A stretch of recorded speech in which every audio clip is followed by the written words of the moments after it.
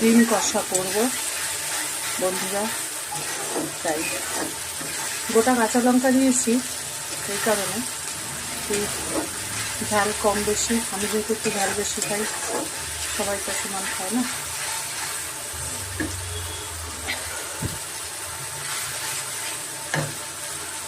এই যে ডিম আলু,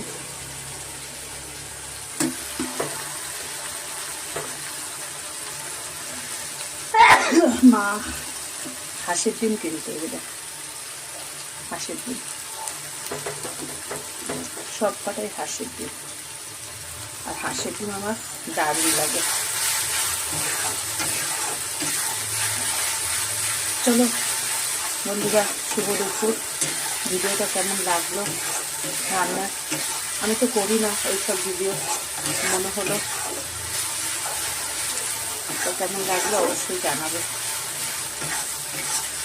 বেশি বেশি করে একটু শেয়ার করে দেবে।